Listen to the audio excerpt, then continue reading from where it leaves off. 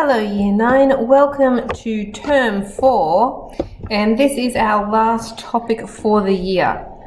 It's actually a combined topic though, it's got two parts to it. One part is on probability and the second part is on data. So we're starting with the probability section today, and we're just going to go through some things that you've probably heard about before. That's why it's called a probability review. So probability, which is sometimes called chance, is when you calculate the likelihood of an event occurring.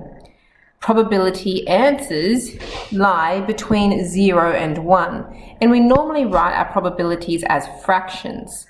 However, if we are working as percentages, then our probabilities would lie between 0 and 100%. Below here we have a diagram that describes approximate places on the probability scale. Using a word scale is not very precise, as people may still not know exactly what you mean. So the main things to notice is if we have a 0 chance of something happening, we call that impossible. It's impossible that event occurs because it has 0 chance of occurring. At the other end of the scale, if something has a probability of 1, it means that it is certain or it is definitely going to occur.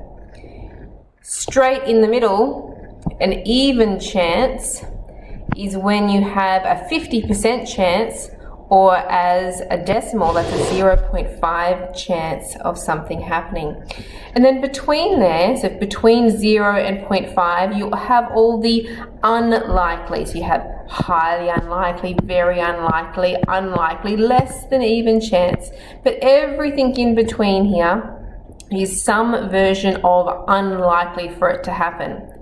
Whereas everything above the even chance is likely that it's going to happen. So we have a better than even chance, likely, very likely, and highly likely as we come up towards the certain. Okay, so but the three main sections are impossible, even, and certain. And just remember this section in here as the unlikely to occur, and this section is the likely to occur. Okay, there's lots of words that we're going to be using, so I have a little list here of terms that you need to know. So the first term is the word trial. A trial is the number of times that you conduct an experiment. So for example, if you roll a dice 10 times, then there are 10 trials, and you would have 10 outcomes that you would get from that. An outcome is my next word. So an outcome is the result that you get when you roll that dice. So if I roll that dice, I have the numbers 1, 2, 3, 4, 5, and 6. I might roll a 4. So the 4 is the outcome of my first trial. If I roll it again, I might get a 2. So a 2 would be the outcome of my second trial. The next word is the word event. The event changes from question to question. It is the desired or favorable result that you want. So if I'm trying to find the probability of getting an odd number when I roll a dice, the possible favorable results on a dice would be the numbers 1, 3, or 5. They are the odd numbers. So that would be the event that I'm talking about. Next one, equally likely outcomes. So equally likely outcomes are things that have the same chance of occurring. So when you flip a coin, you would think that heads and tails should be equally likely.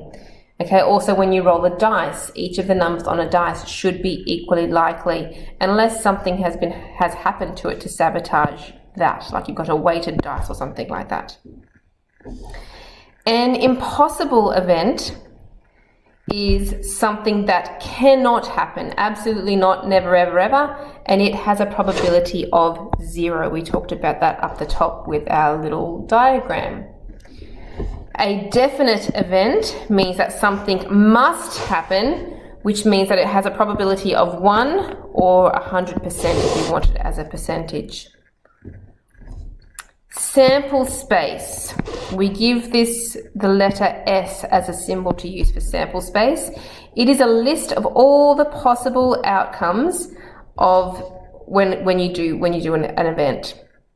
When you roll a dice, for example. So if I was to roll a dice, all the possible sample spaces, all the different outcomes that I could get. So S for sample space equals the numbers 1, 2, 3, 4, 5, and 6.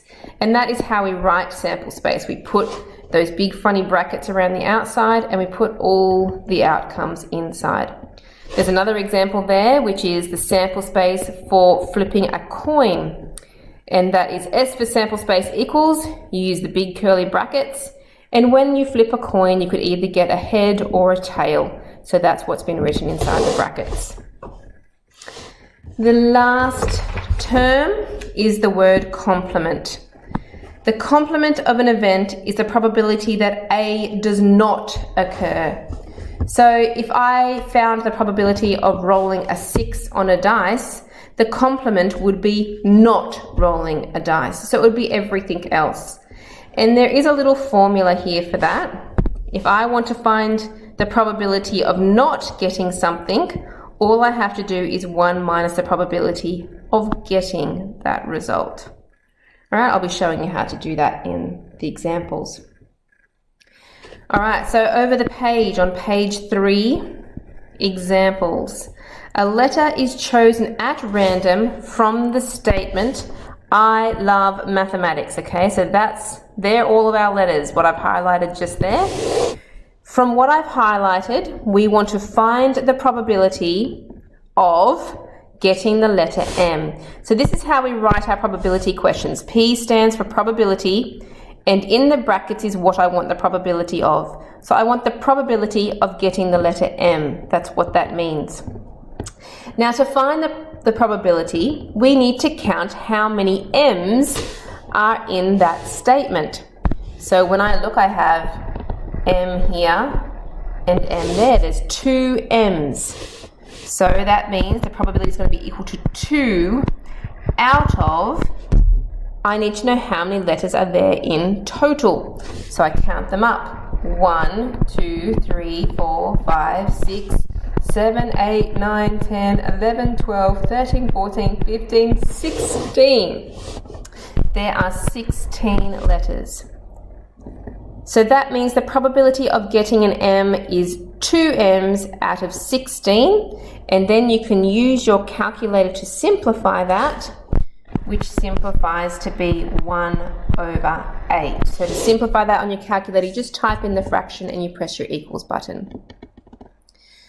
So part B over here says to find the probability of not getting an M. Now this is the complementary rule that we were just talking about on the last page. If I want the probability of not getting an M, all I have to do, using the formula that I've highlighted in green, is go 1 minus the probability of getting an M, which I already worked out was 1 over 8. So 1 minus 1 over 8, type that into your calculator, and you'll get 7 over 8. Now, of course, you could have done that question by counting up from your statement again. You could have counted up all the letters in here that are not M's, and there are 14 of them that are not M out of 16, which also simplifies to 7 out of 8. But I just want to show you how to use that complementary formula. Let's keep going. Part C. We want to find the probability of getting a vowel. Now, a vowel is, there's 5 vowels in our alphabet, which is A, E, I, O, and U. So looking through my statement here, I is a vowel, O is a vowel, E is a vowel, A is a vowel, E, A, and I. I think I found all the vowels. There's 1, 2, 3, 4, 5, 6, 7 vowels. So my probability is going to be 7 out of the total, which we already counted last time, was 16. And that fraction doesn't simplify, so that's it. Moving on to the next one. The next one says probability of not getting a vowel. So you could count them all up again, or just for practice, let's use our complementary rule, which is where we go 1 minus the probability of a vowel, which is 7/16. Type that in your calculator and you get 9 out of 16. Part E, the probability of a vowel or and M. So I want to mark anything in here that is a vowel or an M. So the I, O, E, M, A, E, M, A, I. So it was all the vowels that I had before, plus the M's. So that's 1, 2, 3, 4, 5, 6, 7, 8, 9. There is 9 things in there that are either vowels or M's out of the 16. And that can't be simplified, so it's finished. And the last part of this question says we want the probability of a vowel or a consonant. Now, we know that vowels are A, E, I, O, and U. Consonants are everything else that is not a vowel. So that means everything in here is either a vowel or a consonant. So that means all 16 of those are vowels or consonants out of 16, and 16 divided by 16 is equal to 1, which would be a probability, a certain probability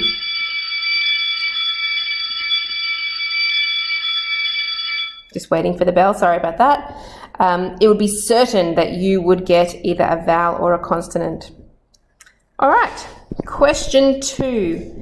Now, because we're doing probability, you need to know a little bit about a standard pack of cards. They do like to give you card questions in probability. So to help you out, I've got this picture here showing you the cards in a deck. There is 52 cards in a standard playing deck, and there are 4 suits. The 4 suits are the club. So this one here is the club. It's like a 3-leaf clover. We have hearts, we have spades, like little shovels, and we have diamonds. So they're the 4 suits. In each one of those suits, you'll notice that there is 13 cards, because the ace through to the 10, there's 10 cards, plus we have the jack, queen, and king. So 13 clubs, 13 hearts, 13 spades, and 13 diamonds. We call the jack, the queen, and the king the court cards as well. That's something you might need to know. And there is 2 black suits and 2 red suits. Okay, so let's have a look at these questions down here that are to do with our pack of cards. So from a pack of 52 playing cards, a card is drawn at random. Find the probability that the card will be the 5 of spades. Now this is written a little bit differently. In the last one we had this P and then bracket what we wanted to find. This one here, it's asking us to find the probability, but it's in a more wordy version. So the probability of getting the 5 of spades. Now the 5 of spades is this card here. There's only one of them, 1 5 of spades. So the probability would be one of them out of 52 cards. And that's it. Part B says, what is the probability of getting a jack? Now the jack are these ones with a J on them. So that one, that one, that one, that one. There are 4 jacks. So that would be 4 out of our total of 52 cards. 4 out of 52. Type it in your calculator and it will simplify to 1/13. Now we want the probability of a black card. So the black cards, all the clubs are black and all the spades are black. If you count them all up, remember there's 13 of each of those. So altogether, that means there is 26 black cards out of 52. And hopefully it makes sense that should simplify to be half, because half of the cards are black and half of them are red. Next, it says find the probability of getting a diamond. A diamond are these red ones across the bottom. There are 13 diamonds out of 52. Type it into your calculator to simplify, and that makes a quarter. E, find the probability of an even number. So even numbers are the numbers 2, so all the 2s, 4s, 6, 8, and 10. They are even numbers, and there's 4 of each of them. So there's, count them up, 1, 2, 3, 4, 5, 6, 7, 8, 9, 10, 11, 12, 13, 14, 15, 16, 17, 18, 19, 20. There are 20 even numbers out of the 52. Type that into your calculator, press equals, and it simplifies to 5 out of 13. Part F, the probability of any card except a 7. So we want all of them except the 7s. So you want to count all the other ones up, or maybe it might be easier to start with 52 and subtract off the 4 that we don't want, which means that there's 48 cards that are not a 7 out of 52. Type it in your calculator, and that makes 12 out of 13. Part G, the probability of not a red queen. Not a red queen means we want everything except the 2 red queens. So that means that there would be 50, because we just don't want those 2. There'd be 50 cards that are not a red queen out of 52. Simplify it to be 25 out of 26. And last one, we want a red card or a diamond. So you want all the red cards. So all the red cards or a diamond. Well, we've already highlighted the diamonds anyway. So we're just going to count all of those ones up. So there's 13 hearts and 13 diamonds. So that's 26 altogether out of 52. And that simplifies to be half. Okay, so hopefully getting the hang of finding probability. There's one last little question here that says, list the sample space when you roll a standard die. Remember, die is the singular for dice. So, sample space, to write a sample space, you start by writing an S at the front, equals, and you open these curly brackets. And you can see that mine aren't as neat as the ones that were shown up above, but just do your best to do like a squiggly bracket. Then inside the bracket, you list off all the possibilities of what you could get when you roll a dice. So I could get the number 1, 2, 3, 4, 5, and 6. They're the different numbers on the dice. Close the squiggly brackets, and that's it. That's how you write a sample space. Okay, so that's the start to our probability topic. Your work starts down here, exercise 10A. Remember to check your answers carefully to make sure that you're doing it right.